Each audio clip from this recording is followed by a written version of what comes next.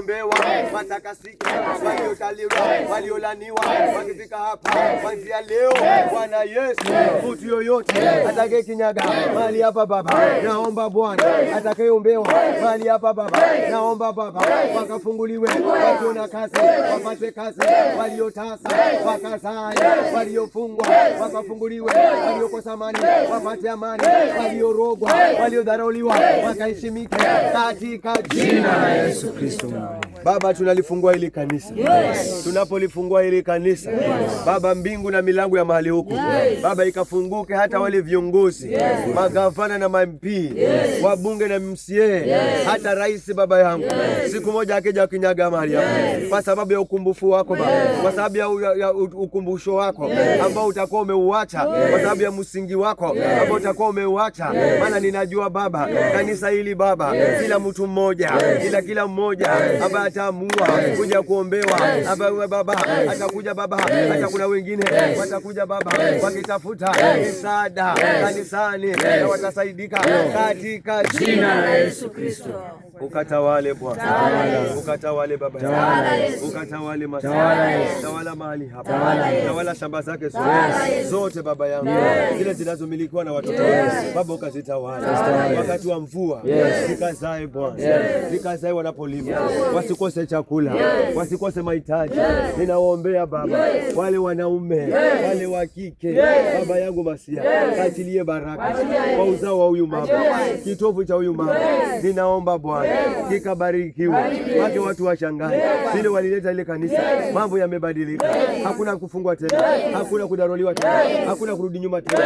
Ninatangaza Baba, natangaza Baba, hata wajukuu na majirani Baba yangu, ulisema ya kwamba wakati wanabariki utabariki Baba, hata majirani wale wataamini, wale watafanya Baba yangu vibabu zao katika jina la Yesu Kristo. Hii ni madhabahu yako Bwana, kuanzia sasa ni madhabahu yako.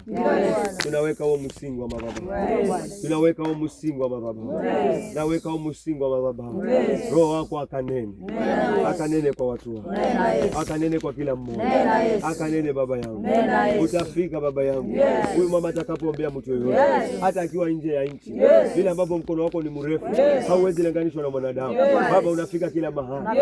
Akikutuma mahali, ama ni kwa wajukuu wake, kwa watoto wake, kwa washirika watakokuwa, kwa majirani Baba, utafika na kuwagusa na kuwafungua. Asante Bwana, maana hakuna mwingine kama wewe. Ndio mwanzo na mwisho Baba, ukatawale, tawala maisha yako, tawala huduma yako katika jina la Yesu. Asante Baba, hakuna mwingine kama wewe. Asante Baba, tuendelee kuimba. Wewe ni wewe Bwana, ni wewe, ni wewe Bwana, ni wewe, ni wewe Bwana, ni wewe, ni wewe Bwana, wewe Bwana, ni wewe, ni wewe Bwana, ni wewe, ni wewe Bwana, ni wewe, ni wewe Bwana.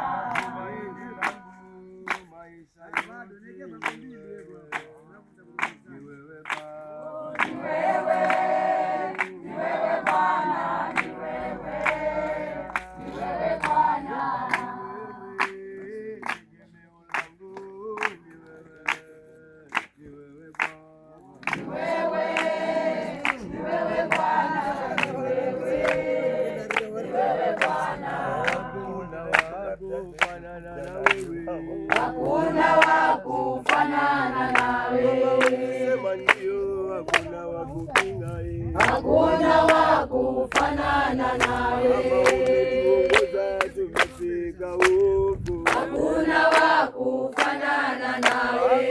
Ulivyogato nataka nikuone, hakuna wa kufanana nawe. Yule mama nataka nikuone, hakuna wa kufanana nawe. Kwa maisha yake nataka nikuone, hakuna wa kufanana nawe. Kwa watoto wake nataka nikuone wewe, hakuna wa kufanana nawe. Kwa majirani nataka nikuone, hakuna wa kufanana nawe. kama umetupigania, hakuna wa kufanana nawe. Anaweza Mungu, anaweza, anaweza, hakuna wa kufanana nawe. Hakuna wa kufanana nawe. Wacha tuende katika maandiko tuone kama kile ambacho tunakifanya ni sahihi kwa Bwana.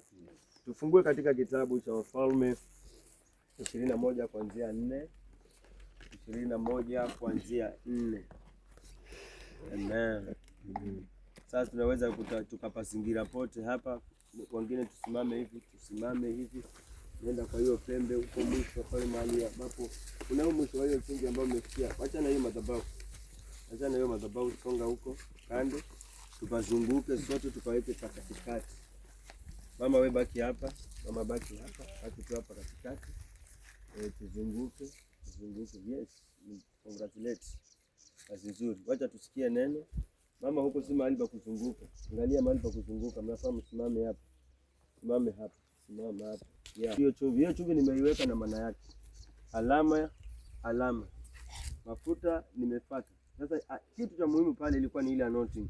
Na ilikuwa siwezi kufanya anointing bila kuweka hii alama ya chumvi.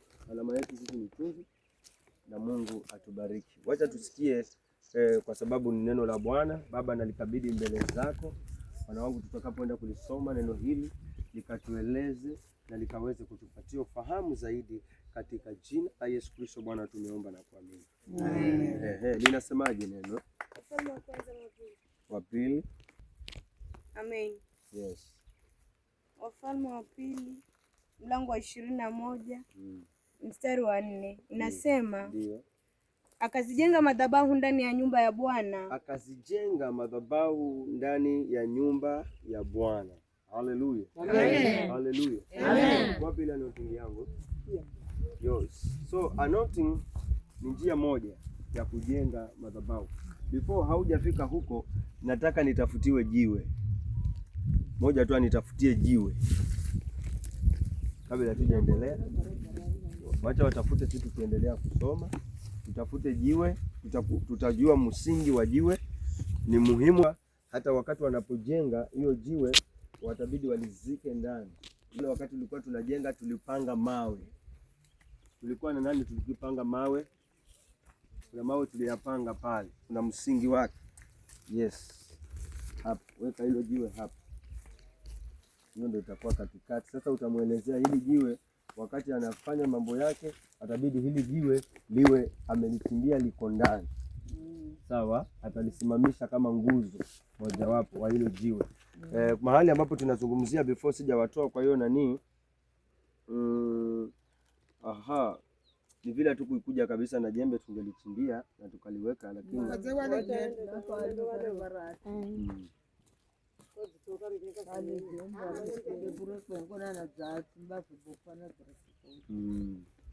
So wacha tuendelee before sijawapeleka huko kwa hiyo mafuta na hiyo jiwe, ndio ujue maana ya kujenga kanisa, maana ya kujenga madhabahu ambayo imeitanishwa na Mungu, iwa ina misingi yake.